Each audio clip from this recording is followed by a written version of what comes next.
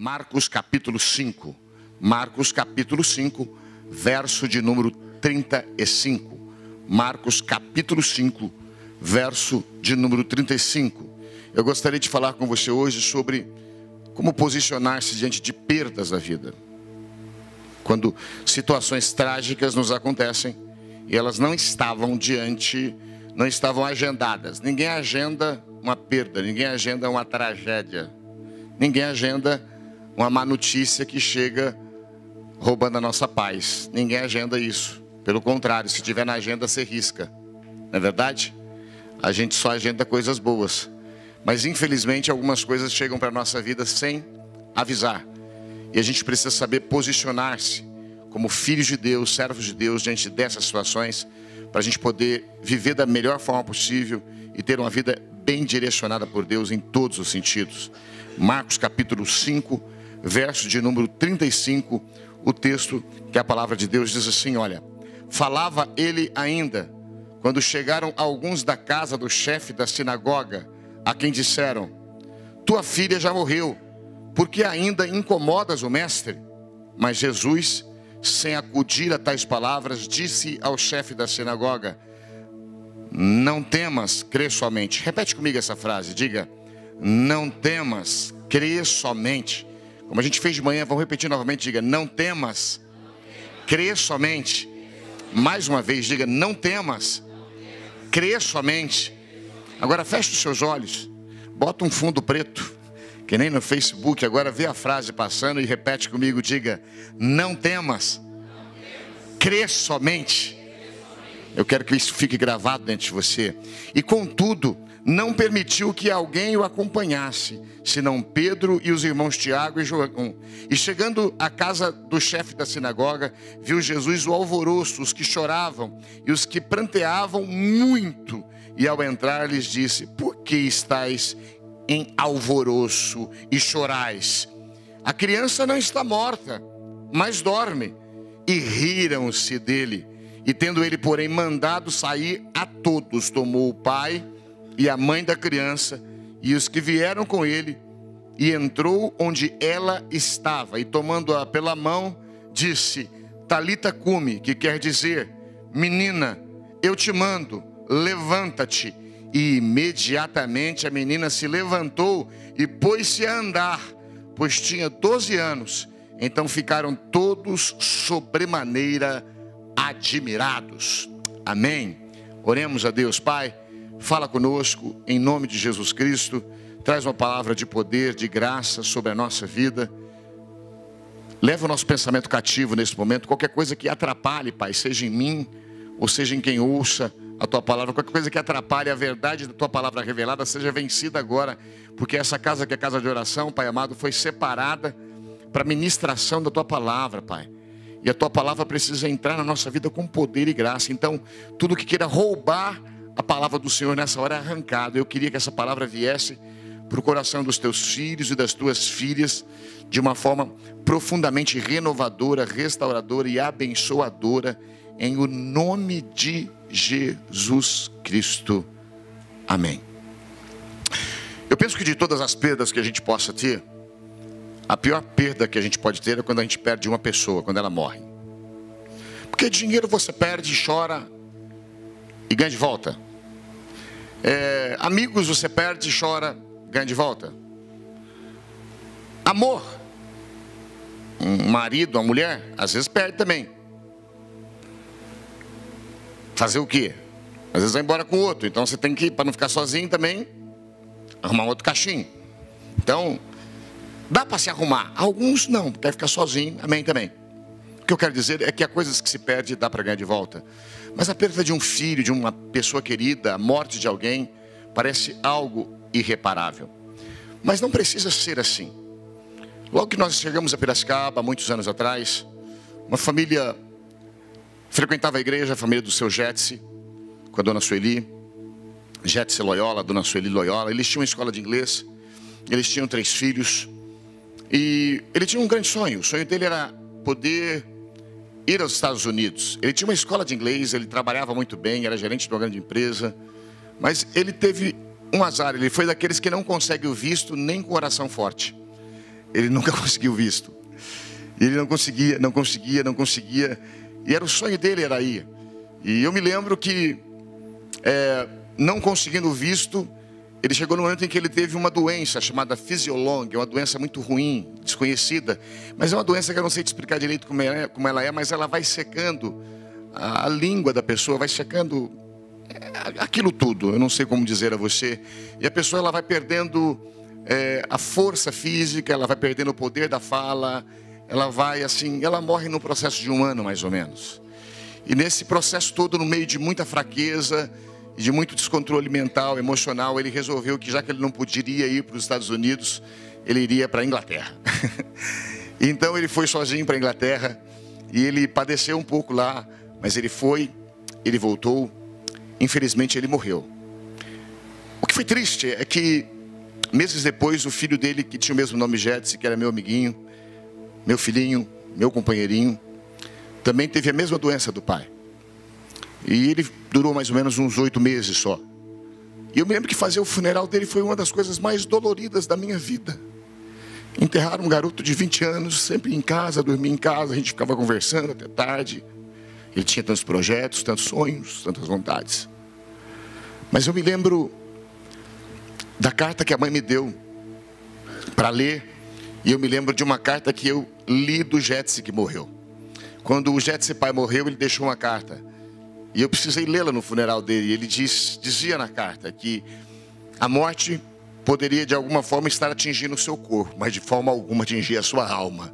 Ele dizia: eu morro, mas eu morro com a alma satisfeita. Eu morro alegre em Deus, eu morro direcionado ao céu. Foi essa carta que eu precisei ler. O filho não escreveu, mas a mãe se levantou e fez uma das orações mais corajosas que eu possa ter visto ou ouvido. Ela disse: Deus, eu queria agradecer a vida do meu filho de 20 anos, que o Senhor me deu e que me trouxe muitas alegrias e muito prazer. E agora eu quero te agradecer pelos 20 anos que ele esteve comigo. Eu quero que agora o Senhor o tenha no céu, porque é assim que eu vou tê-lo. Ela chorou por uns dias, ela se fechou por alguns dias, mas depois ela saiu e abraçou os 2 filhos que restaram, sabendo que ela tinha um marido e um esposo no céu. E que ela tinha 2 filhos aqui na terra. E assim foi que ela viveu e vive até hoje a vida dela. Perdas, infelizmente, fazem parte da vida. Não tem como você viver sem padecer perdas. Eu falava hoje de manhã que até mesmo a cobra tem que ter perda. Ela perde a casca, senão ela fica com casca velha. E ela tem que rolar pela terra. Então ela precisa deslizar. Então tem que trocar a capa dela. Não sei se você já andou pelo mato e já achou a capa de uma cobra. Não é feitiço, não é normal. A águia tem que tocar suas penas.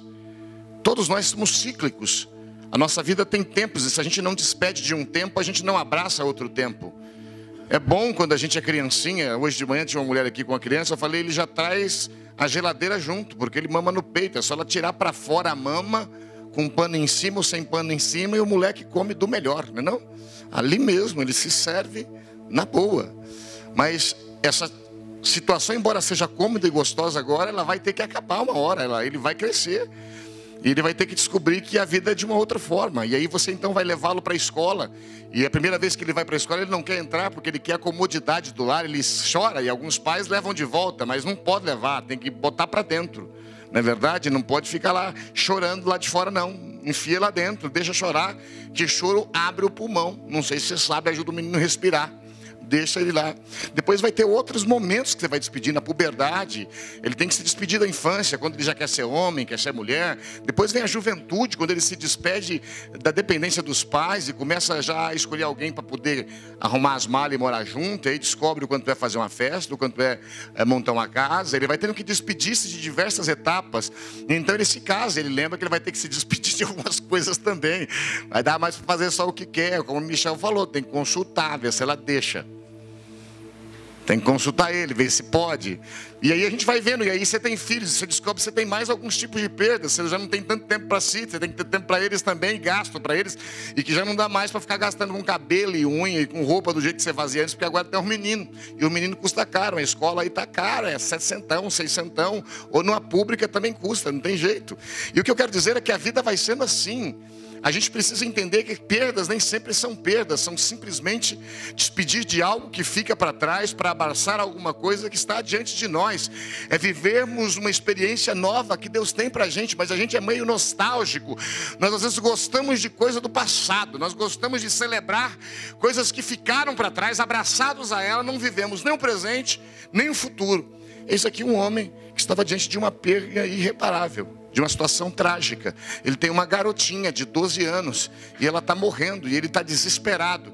Ele está tão desesperado que ele vai contra as suas crenças, ele vai contra o seu status social, porque ele vai buscar em Deus cura para ela. O problema é que a Bíblia diz aqui que ele era Jairo e que ele era chefe da sinagoga. E ser chefe da sinagoga significa ser alguém a quem Jesus era contrário. Jesus pregava contra os chefes da sinagoga. Jesus pregava contra o livro da lei. Ele pregava o cumprimento daquela lei. Então Jesus não era bem visto pelos homens da sinagoga e pelos judeus. E esse homem era uma sumidade pública. Então chegar no meio de uma multidão e fazer como outro texto diz, ajoelhar-se, pedir para Jesus, cura minha filha, não era algo pequeno, era algo tremendo. Mas ele estava diante de uma situação de tremendo apuro, em que ele não queria perder a filha dele. Algo trágico havia acontecido e ele então rompe com o seu status, ele rompe com a sua religiosidade que proibia esse acesso a Cristo, ele rompe a multidão, ele rompe tudo, ele rompe até mesmo o seu pudor,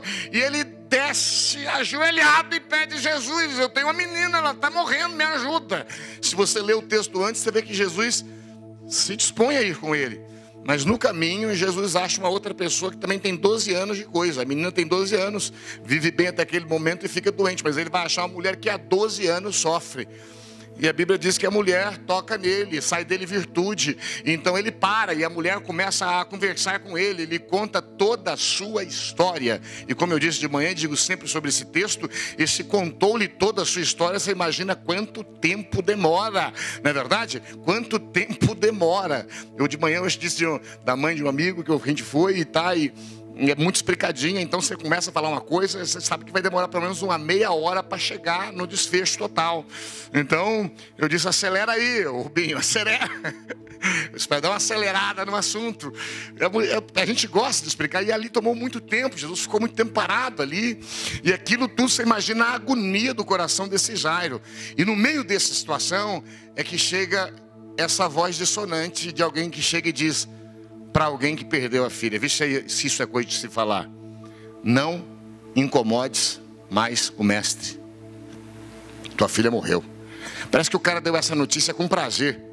Parece que é um urubulino. Ele chegou com alegria imensa e intensa para poder dar uma notícia horrível, horripilante. Possivelmente fosse alguém dos que seguiam a Jesus e que se achavam dono de Jesus. E por se acharem dono de Jesus, achava que Jesus não tinha tempo para gastar com este povo que outrora havia agido contrário a Jesus. E muitas pessoas se acham donos de Jesus. E o interessante é que Jesus não é dono, ninguém é dono de Jesus. Ninguém comanda Jesus. Eu disse hoje de manhã que as pessoas têm a tendência de dizer: vai lá porque Jesus vai estar lá. Jesus vai se ele quiser. Ele vai, não, Deus está lá. Lá Jesus vai. Jesus vai quando Jesus quer ir. Jesus vai quando ele é celebrado. Jesus vai quando há um espaço de ação para ele. Ele não vai por obrigatoriedade. Ninguém manda em Jesus. É Jesus que manda na gente ainda. E tomara que continue sendo assim. Então esses que haviam se apoderado do mestre e que não queria dividi-lo, chega para o homem e diz: não incomodes mais o mestre, tua filha morreu. E a Bíblia diz que Jesus está cheio de gente o cercando, mas nessa hora os seus ouvidos estão abertos, e ele ouve esta palavra dita a Jairo, e a Bíblia diz que ele o acode. A Bíblia diz que ele toma uma posição, ele toma uma postura, mas na verdade a Bíblia diz que ele, ao tomar essa postura, ele não faz caso das palavras ditas, mas ele dá a Jairo uma palavra que faz toda a diferença, e que eu quero que você ouça, que pode fazer toda a diferença na minha e na sua vida. Ele diz a Jairo: Jairo, não temas. Diante da tragédia, diante da perda, diante do infortúnio, não temas. Crê somente. Pode parecer que é uma palavra óbvia demais, pode parecer que é uma palavra muito facilitada. Eu não sei o que você esperava. Quando a gente está sofrendo, a gente espera que as pessoas elas façam um tipo de show, elas façam um tipo de coisa que de alguma forma demonstre que elas estão sentindo alguma coisa. Só que eu quero te dizer o seguinte: as pessoas demonstrarem que estão sentindo alguma coisa, não traz cura, não traz transformação. As pessoas chorarem copiosamente. Eu disse de manhã, digo agora, não cura nada. O que adianta alguém chorar muito por você? Resolve o seu problema? Não, pelo contrário, você vai ter que gastar lenço, você vai ter que chorar junto. Então não vai adiantar, vai aumentar a tristeza. Jesus não chora, Jesus não dá uma palavra de consolo. Jesus não diz, olha, eu já fiz outros casos assim, já deu certo, fica tranquilo. Jesus não tranquiliza, Jesus não nada. Jesus dá uma palavra sucinta, curta, objetiva e direta. Ele diz, olha, diante de uma situação trágica, diante de uma perda, diante de algo de infortúnio, diante de situações que incomodam a tua alma, diante de novos tempos da tua existência, diante de situações que você precisa enfrentar, existe uma coisa que você precisa fazer em primeiro lugar. Não ceda aos seus temores. Vença os seus temores. Diga, a primeira coisa que eu preciso fazer diante de situações de perda, de tragédia ou de situações novas, é não permitir que temores governem a minha alma.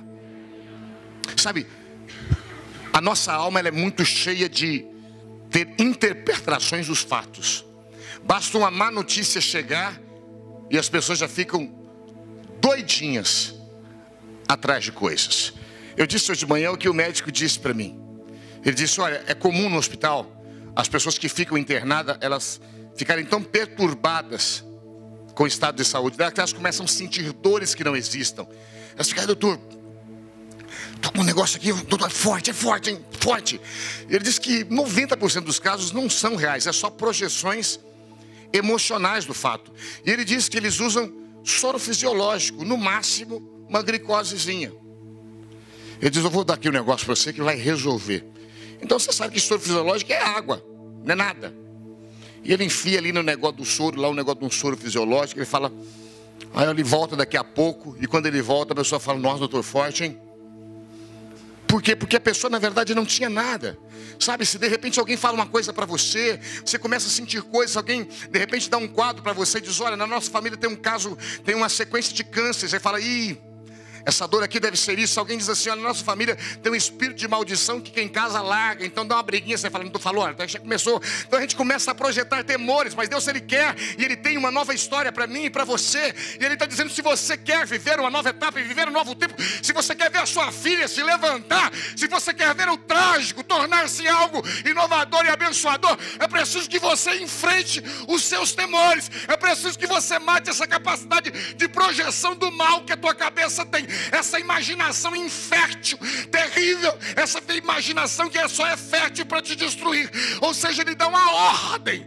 Ele não faz um tempo em que ele leva Jesus para o divã e faz sessões de terapia, porque não tem tempo para isso. Ele só dá uma ordem, ele diz, ô Jairo, não temas, enfrente os seus temores, enfrente os seus medos, suas inseguranças, suas incertezas, enfrente isso e siga adiante, em nome de Jesus Cristo. Hoje de manhã eu dei um testemunho de um casal que eu atendi ontem, e que casa agora no mês de agosto, dia 25, se eu não me engano, aqui da igreja, e de como eles estavam há algum tempo atrás, com muito desejo de se casar, mas ainda sem meios, porque ela sem trabalho, ele com um trabalho bem restritozinho, o Rodrigo com a Letícia, filhos do Marquinhos. Mas eles tinham uma certeza de que a história deles estava na mão de Deus. Eu falei, olha, se a sua história está na mão de Deus, se você deseja muito isso, se é algo que vocês têm, Deus vai levar vocês aonde Ele tem que levar. O medo, o temor não vai ajudar em nada. Acredita que Deus tem um destino, um projeto, uma ideia, um rumo. Então eles começaram a vivenciar aquilo e acreditar. E aí ele arrumou um trabalho em São Paulo, e aí ela arrumou um trabalho em Rio das Pedras. E as coisas foram vindo, mas conforme as bênçãos vão vindo, as pessoas vão colocando praga. Eles, mas em São Paulo, ele foi, agora não vão se ver tanto mais, quer dizer, bota coisa ruim. Aí tipo, mas e agora, como é que ela muda para lá? Não teve jeito, como é que vai ser? Mas Deus abriu as portas, deu jeito da empresa de Rio das Pedras, havia uma projeção para São Paulo. e de ela ir para lá e começar a semana passada a trabalhar. E aí as pessoas falavam, mas e agora como é que vai comprar o apartamento? E de repente ela dava nada na mão de Deus. E ela disse que há 15 dias atrás alguém deu uma carona e falou de um prédio novo que está lá e de um dono que está doido para alugar o apartamento. E o cara então viu eles, gostou. E gostou tanto, falou, menina, não somente vou alugar, mas vou alugar num preço especial. E outra coisa, eu vou montar todinho para vocês. Até a cortina o cara está colocando, como eles escolheram. Só vai comprar o sofá. O resto tudo vai vir. Vai mudar para lá dia 8 agora. Já está pronto as coisas. Ou seja, quando a gente coloca nas mãos de Deus, em vez de você viver temores, você vive o destino para onde Deus quer te levar. É a pessoa que vai viajar e ela vive mais de temores. Ela tem tanto cuidado que ela fala, olha, cuidado com os buracos da pista, olha, cuidado com a muda dos guardas, olha, cuidado com batida, de repente só sobra temor, tira toda a alegria da chegada. A gente chega na praia e fala, ainda bem que eu cheguei. A gente chega num lugar e fala, ainda bem que cheguei. Mas já tem o medo da volta, porque a volta também pode ser terrível. Então, quer dizer, a vida vira um filme de terror. É um filme de terror. O que ele está dizendo é o seguinte: não se assuste, não temas, enfrente os seus temores. Não deixe os seus temores serem os administradores da sua vida. Não deixe eles tomarem o senhorio da sua existência. Não deixe os seus temores ser aquilo que de alguma forma vai direcionar teus passos para cá ou para lá. Porque muitas bobagens que a gente vive são somente projeções de uma alma enferma, de uma alma adoecida, de uma alma que tem uma capacidade terrível de ver coisas com temores, com maus olhos. E as pessoas, elas adoram projetar sobre nós as suas más experiências. Mas Deus adora projetar sobre nós as suas boas experiências. Eu sempre digo de uma senhora que me ajudava a evangelizar bem no começo da igreja, em 93, 94 mais ou menos. E um dia ela foi fazer uma visita comigo para alguém que estava com câncer no Hospital das Canas, Hospital da Cana. E eu fui lá para orar com fé, com óleo na mão, com Bíblia na outra. Cheguei bem crente, bem pentecostal. E a mulher começou a falar do seu câncer. Eu comecei a amenizar para tirar os temores. Mas essa senhora que foi comigo tão simples falou assim: eu tive uma cunhada que teve algo bem mais simples, mas morreu. Falei, estragou meu cenário. Falei, ela morreu, mas a senhora vai viver. A senhora vai esticar. Sabe, às vezes as pessoas, elas querem projetar sobre mim, sobre você, os fatos da história delas, e Deus quer projetar sobre mim e sobre você as promessas e os ideais que Ele tem para minha e para a sua existência. Então Ele não complica, Ele não dá receita de bolo, Ele não dá 10 passos a seguir, Ele não manda comprar o livro tal com 1001 negócio. Ele manda só uma coisa: não tema. Ele não dá endereço de psicólogo, psiquiatra, não dá nome de remédio, Ele não dá chá, Ele não dá nada, Ele dá só uma ordem. É só uma palavra que a gente obedece ou desobedece. Ele diz, não temas. Mas se você quiser viver com temor, então deixa a sua vida ser um terror, mas não aterroriza a nossa. Falei bastante? Porque tem gente que gosta de filme de terror, mas assista sozinho, porque eu detesto. Eu detesto filme de terror. E quando é a vida, aí eu tenho direito de detestar e não assistir. Não se aterrorize. Você vai ver na Bíblia que sempre que alguém vai começar algum projeto, há sempre uma ordem de Deus. Qual é? Não temas. Josué vai começar, ele diz, ser corajoso. Não temas. Você vai ver isso repetindo por vários lugares na Bíblia. Não temas. Ele diz, se você quer construir qualquer coisa na vida, perca o medo. Mande os temores embora. Não alimente os temores, eles existem, mas não os alimente em nome de Jesus. Alimente dentro de você a coragem da chegada.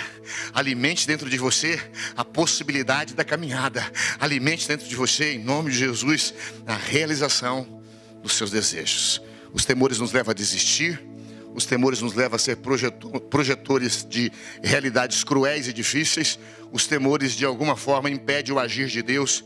Os temores trazem desequilíbrio emocional, porque toda pessoa que teme, ela acaba se tornando uma pessoa desequilibrada emocionalmente. Se torna ou não se torna? O temeroso vende carro de 10 por 5. O temeroso, ele começa a fazer bobagens aqui e acolá, porque o temor chega e o medo disso e daquilo faz ele ficar doidinho, e ele acaba metendo os pés pelas mãos e fazendo bobagem. Se você estiver diante de uma situação como essa, enfrente os seus temores. É a primeira coisa. Deixa eu dizer uma coisa para a gente sair desse ponto. Muitos dos problemas que nós estamos vivendo aqui hoje, muito da falta de sono que muitos de nós estamos vivendo aqui hoje, não passa de temores. E alguns de nós somos profissionais dos temores. E a gente quer eles para a gente e quer espalhar ele para os outros. Mas eu queria te dizer uma coisa. Há uma ordem de Deus para a sua vida hoje, agora. Não temas. Não temas. Segue adiante. O Senhor é contigo. Amém? E não é só não temas, mas ele diz: crê somente. Você não acha que Jesus está muito simplista? Você não acha que Jesus deveria chegar e dizer: Jairo, você foi um cara que teve todo um trabalho para chegar aqui, né, cara? Então, olha que lindo isso aí que você fez, não? Que lindo, Jairo. Você se levantou contra a sua religião, Jairo. Jairo, as pessoas aqui, quando você chegou aqui, elas até te odiaram porque você chegou, por quem você representa ser. Não seria legal, Jesus? Você não acha que seria educado Jesus falar isso? Não seria amoroso? Joia. Mas Jesus não está aqui para ser joia, para ser um coisado. Jesus está aqui para te dar um destino. E se tiver que doer, vai doer. Ele está aqui para te dar um destino. E se tiver que doer, vai doer. Mas Ele vai trazer verdades que curam a sua alma, em nome de Jesus Cristo. Um amigo estava internado com essa doença aí mortal, esses cânceres nojentos. E então, diante de todo o sucesso do seu quadro, ele vira para o médico e fala: doutor, eu estou com 39 de febre. O médico fala para ele: um detalhe, não se atenha a eles. E foi embora. Falei: nossa, que médico mais educado. Não, imagina ele falar isso para você: doutor, minha febre. Ele falou: é um detalhe, não se atenha a um detalhe. Ou seja, você está vencendo o negócio. Você já tomou quimioterapia, levantou, você vem, agora você está preso num detalhe. Às vezes a gente se prende num detalhe. Não se prenda a um detalhe. A vida pulsando no seu coração, suas pernas andam, seu coração bate, seu pulmão é uma bênção, seu nariz é grande, você respira bem. Você está abençoado. Não tema, segue adiante. Para com isso que está caindo cabelo. Quem teme começa a comer demais, engorda, emagrece, vira um palito seco. Quem teme fica ansioso, tem problema no estômago. Quem teme demais vira uma pessoa insuportável. Pare com isso, porque o temor mata a alegria, arranca a paz, destrói a essência da graça humana. Em nome de Jesus. Em nome de Jesus.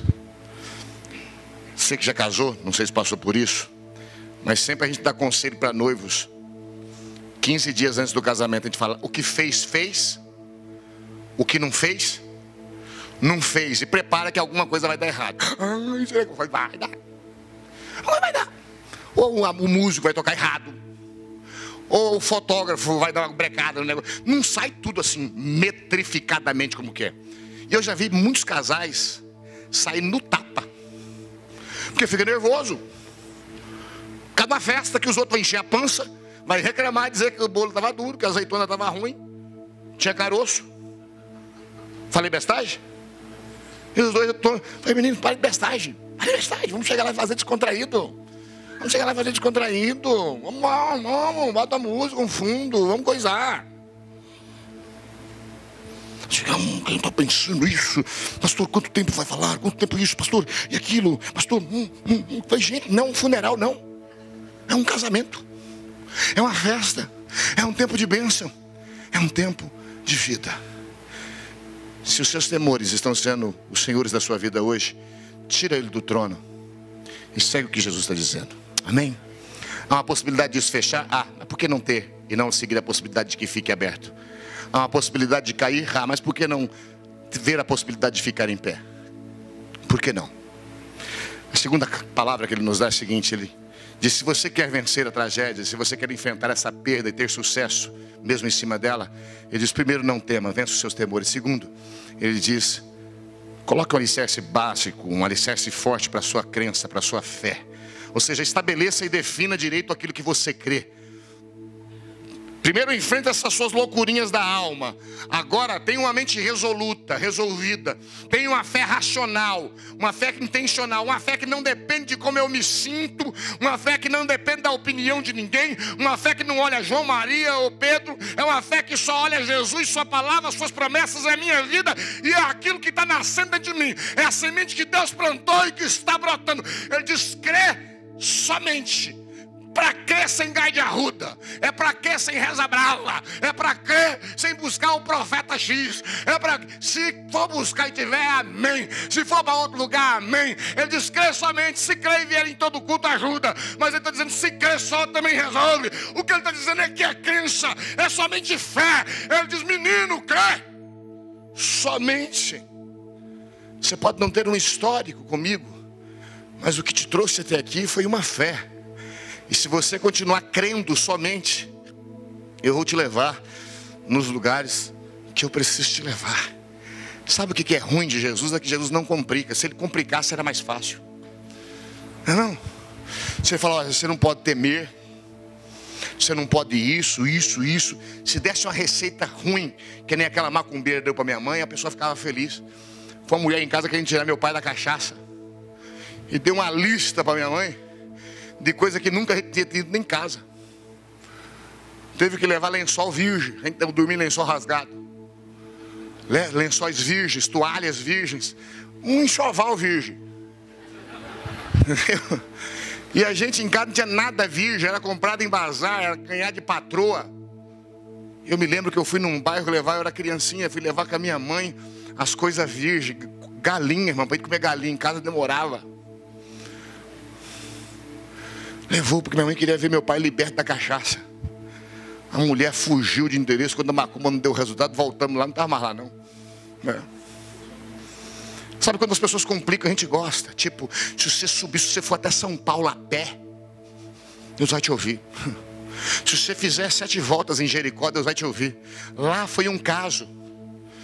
Não é uma doutrina para ser repetida. Para de complicar Jesus, para de complicar Deus. Para com essa nojenteza religiosa. Isso é que acaba matando a gente. Ele diz, é para crer somente. Só creia. Só creia. Pasme, eu já fui em casas e em igrejas com vaso de comigo ninguém pode e espada de São Jorge. É crer mais mandinga. É crer mais ajuda emocional. É crer mais isso, mais aquilo. Ele está dizendo, só creia.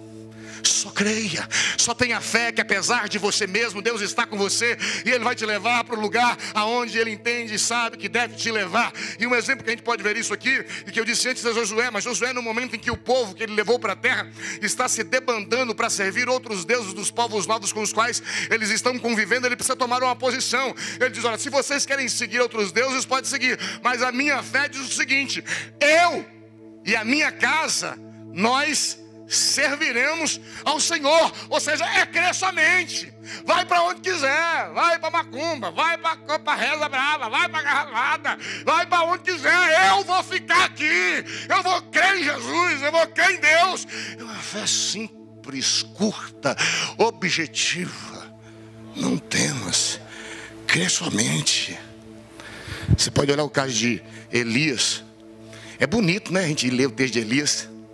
Ele orou, caiu fogo do céu, coisa mais linda, não? Queimou tudo. Queimou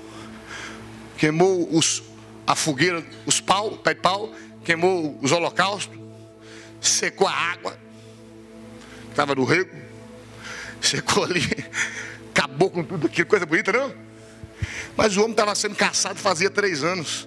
Quando ele chega como um feiticeiro, porque eles diziam que ele era o senhor do mal. Foi ele que deu esse anúncio 3 anos antes daquela seca, aquela fome que viviam. Era culpa dele. Ele tinha o rei contra ele, a rainha contra ele. Ele tinha 450 profetas e mais outros guardados contra ele. O cenário era tenebroso, não era um lugar de festa, não. O homem chega no meio da solidão, o homem chega no meio do caos. Não havia música de fundo, não tinha Roberto Carlos cantando, não tinha poema sendo recitado. Era ele a dura realidade de uma fé que ele carregava no coração. Ele chegou e ele disse para o povo, por que vocês cocheiam entre 2 caminhos? Se Baal é Deus, segui-o. Mas se o Senhor é Deus, segue o Senhor. E aí ele fala, Deus, para que saiba que há Deus em Israel, desce fogo do céu e queima. Ele fez uma oração que se você medir no relógio, não dá 15 segundos. Eu nunca vi oração tão curta. Porque talvez você fale, meu irmão, tem que orar 2 horas para Deus resolver. Irmão, se você está cheio de Deus, se você tem fé, uma oraçãozinha fresh, de fresh também resolve. Não estou aqui falando para os vagabundas da fé não orar mais não. Estou falando disso não. Viu? Toda quinta tem meia hora de oração aqui, todo domingo tem meia hora de oração antes do culto à noite, se você puder. Eu estou dizendo que a gente precisa parar de botar aparatos à fé. de botar adendos à fé. A gente precisa voltar para uma fé cristocêntrica e poderosa. Ou seja, não importa, Jesus é o seu Senhor. Ele diz: escolhei hoje a quem seguir. Então é uma fé firme, uma fé definida, uma fé posicionada, uma fé determinante. A gente poderia dizer de Jesus, você lembra quando Jesus foi para cá de Lázaro? Mandaram chamar Lázaro, e quando chegaram para lá, Jesus fala assim: aquele a quem tu amas está com doença de morte. Já falaram aquele a quem tu amas, tipo, vai porque tu amas. E Jesus resolveu lerdear, ele esperou 4 dias para ir. Ele esperou o homem morrer. E quando Jesus Cristo chega, o cenário é contra ele. Lê o texto para você ver, João 11. Que a gente fica lembrando que Lázaro saiu, levanta, remove a tua pedra, né? Canta o cântico, remove a tua pedra. Mas para essa pedra ser removida teve complicação. Sabe, Jesus chega no lugar e há todo um povo, há toda uma multidão contrária a ele, porque ele chegou na hora errada. A Marta nem vai ter com ele, só manda uma palavra: se o Senhor tivesse vindo, ele não tinha morrido, tipo, entendeu? Direta. O povo distante dizia assim, as pessoas que estavam longe ali diziam assim, eles falavam: mas não é esse aquele que amava Jesus? Não é este aquele que amava Jesus? E eles diziam, quer dizer, você entende o cenário, como é que era o cenário? Era um cenário apático, era um cenário à parte, era um cenário difícil, era um cenário complexo, era um cenário de tudo contra. Mas sabe o que Jesus Cristo faz?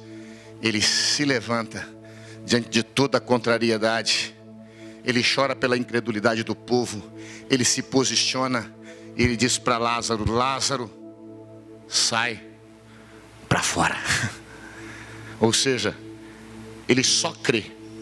Ele não respeita as emoções negativas, ele não respeita como as pessoas estão o vendo e enxergando, ele não respeita o clima da situação, ele só crê, ele simplesmente crê. Ele não crê procurando ter uma mente positiva, ele não crê procurando ter emoções favoráveis, ele não crê pedindo para Deus sinais, ele não crê de alguma forma ou de outra, buscando alguém com mais poder que ajude, ele simplesmente crê. E ele ora de novo a oração mais curta, ele diz: nem essa precisava fazer, mas por causa da incredulidade dos outros eu digo: Lázaro, sai para fora. Você já viu a oração mais curta que essa? Lázaro, sai para fora. É uma oração de 4 letras. E o menino Lázaro saiu. Se você vive um momento de desfortúnio, de infortúnio, de complexidades, primeiro, enfrente os seus temores, não temas. Segundo, estabeleça uma fé determinante em nome de Jesus. Amém? Está tudo sob controle. Os doidinhos não dá jeito. Estabeleça a sua fé. Estabeleça o lugar que você quer chegar. Estabeleça o rumo da sua caminhada em nome de Jesus. A terceira coisa que a gente aprende aqui, que a gente tem que fazer, é que quando ele ouve isso, ele não acode, ele não dá atenção à conversa besta das pessoas. Ele simplesmente diz: não temas, crê somente. E depois disso ele parte com o homem, agora de fato para a cura da menina. Mas ele diz que não deixou ninguém segui-lo. Ele diz que só levou consigo Pedro, Tiago e João, e os pais da menina com a mãe. Só esse aí, o resto não vai não. Levou esses 3 que eram os companheiros. Dormia às vezes no monte, mas orava, ia junto, pelo menos ia junto. Dormia, mas orava. É os meninos da oração, é os meninos da comunhão, é os meninos que falavam: vamos, vai, comprava a briga junto. Ou seja, se você quer de fato lidar com infortúnios da sua vida, se você quer lidar com perdas e com coisas nesse sentido, é importante que você procure andar com pessoas do mesmo espírito que o seu, que alimente o seu espírito. Óbvio, a gente pode andar com pessoas de espírito caído, mas se ela não quiser que o espírito dela levanta, não fica junto não, que ela cai o seu também. As pessoas têm energia, gente. É negócio da energia ruim. E se você abraçar muito ela, é perigoso aquela energia pegar você também. É só bom você abraçar para a sua pegar ela. É a sua energia, o Espírito Santo, é o poder de Deus. Mas às vezes a pessoa não quer levantar, e quem não quer levantar, não caia junto. Por mais que dor no seu coração, continue sua jornada. Tem gente que não quer avançar, não quer crescer, não quer vencer, não quer passar por cima, ele quer chorar e quer alguém que chora com ele. Então diga: chora sozinho. Está aqui uma caixa de lenço. Eu vou seguir minha história.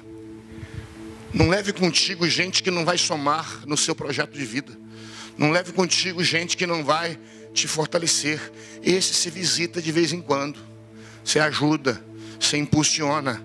Mas para dividir vida, a gente divide vida com pessoas que têm um espírito igual ou melhor do que o nosso. Entenda que eu não estou dizendo para a gente fazer discriminação de pessoas. Eu só estou dizendo a você o seguinte: não case-se com pessoas que têm um espírito para baixo. Você se lembra dos 12 espias? 10 tinham espírito para baixo, mas Josué e Caleb tinham um espírito diferente. Um menino com um espírito diferente. E um agarrou no outro, esse tal de Josué e Caleb. E o velhinho com 84 anos disse: ainda hoje tenho força para entrar e para sair. Me dá esse monte que mora os gigantes, porque é nesse lugar que eu vou estabelecer a minha casa. E o homem disse: eu entro e saio, eu não vou morrer na guerra não. Me dá que é meu. E ele entrou, e foi lá que foram morar os levitas. Foi lá que o templo foi construído. Foi lá que Deus estabeleceu parte do seu reinado. Sabe por quê? Porque Deus honra pessoas que têm um espírito abençoado. Não se case com gente para baixo. Ajude-as. Procure fortalecê-las, mas se elas não quiserem, segue o seu caminho. Sabe uma outra coisa que a gente precisa fazer em situações como essa? Declare a sua fé, mesmo que o ambiente seja contrário. Diga: eu devo declarar minha fé, mesmo que o ambiente onde eu esteja seja contrário. Porque declarar minha fé é quando as pessoas falam amém, aleluia, glória a Deus, é fácil. Mas declarar minha fé onde as pessoas riem de mim, onde as pessoas de alguma forma me confrontam, não é bom, é complexo. Olhem para mim, não olhem para outro lugar, por favor. É complexo. Se você quer vencer os infortúnios da vida, se você quer vencer as perdas da existência humana, primeiro, enfrente os seus temores. Segundo, estabeleça uma fé concisa, firme. Terceiro, em nome do Senhor Jesus Cristo, ande com pessoas de espírito firme e forte contigo. Quarto, declare a sua fé, mesmo que o ambiente seja contrário. Porque quando Jesus chega lá, o que o povo estava fazendo? Estava chorando. Aí Jesus Cristo faz uma pergunta óbvia. Ele pergunta: por que choras?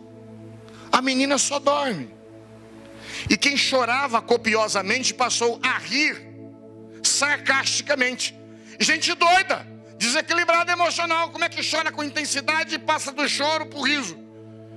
Riram de Jesus quando ele disse que a menina dorme, mas era o que Jesus cria. O que ele está dizendo é o seguinte: essa situação que não está respirando, que ninguém está vendo e parece ser um corpo inerte, é somente algo que dorme. Quando eu tocar vai ter vida, esse casamento vai ter vida, esse negócio vai ter vida, sua existência vai ter vida. Está só dormindo. Quando eu chego com vida, porque eu venço a morte. Eu sou o tipo que gerou a vida quando a vida ainda não existia. Então pare com isto. É somente um sono. Ele declara a sua fé no meio de pessoas que riem dele. É muito difícil você declarar sua fé em um ambiente sarcástico, onde não há palavras favoráveis. Mas declare sua fé. Vai dar certo quando todos estão dizendo vai dar errado. Declare a sua fé. Vai nascer quando todos dizem não nasce mais. Em nome de Jesus. 43 anos é uma idade ruim para uma mulher ter filhos, ok? E essa já estava desistindo. O Fred deu aqui o testemunho dela, mas Deus colocou no coração da Dani: fala para ela que é médica, que ela vai parir. Ela foi impossível. Ela foi para os Estados Unidos para fazer o seu último exame. Quando chegou lá, ela descobriu que ela estava embuchada. Sabe por quê? Primeiro porque os dois fizeram coisa, senão não embucha. Mas segunda coisa, embuchou porque alguém chegou para ela e declarou para ela: é contrário, é fora de tempo. As tentativas já foram variadas, mas quando eu boto vida, a vida nasce. Então declare a sua fé, mesmo que o ambiente seja contrário, mesmo que as pessoas não creiam, continue dizendo que crê. Não importa se a sensação emocional, se a ambiência não é favorável, faça como Jesus.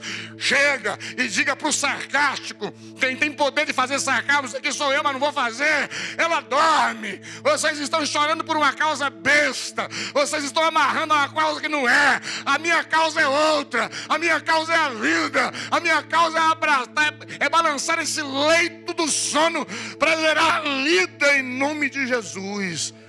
Declare a sua fé, mesmo que a ambiência seja uma ambiência de descrença. Vocês estão aqui comigo? Deixa eu encerrar com você.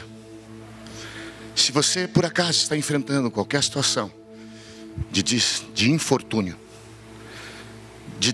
de alguma tragédia, de alguma perda, situação qualquer que você esteja vivendo, o meu conselho a você é o seguinte: primeiro, se você quer ter uma nova caminhada, vença os seus temores.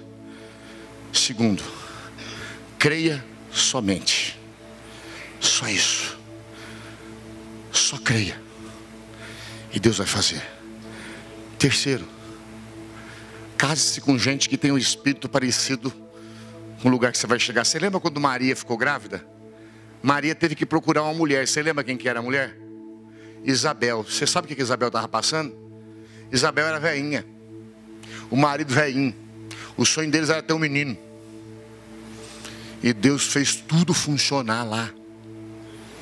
E quando Maria vai ficar perto de Isabel, Deus fala para ela: vai ficar perto de Isabel. Por que ficar perto de Isabel? Porque Isabel já estava embuchada de 6 meses. João Batista é mais velho do que Jesus, 6 meses. Ele falou: vai ficar perto de alguém que está gestando algo. Vai ficar perto de alguém que o processo já começou. Fique perto de alguém que está na caminhada do lugar para onde você quer chegar. Vai e fique perto de alguém que pode incendiar a tua alma, de alguém que pode abrir seu coração. Declare a sua fé, mesmo que a ambiência na qual você esteja seja contrária. Está escuro, vai ficar claro. Está caído, vai levantar. Está preso, será liberto. Morreu, vai ressuscitar. Ninguém crê, eu creio. E eu digo o que Jesus Cristo diz diante de Lázaro, para a irmã dele, a Maria: se creres, verás a glória de Deus. Amém, meus queridos?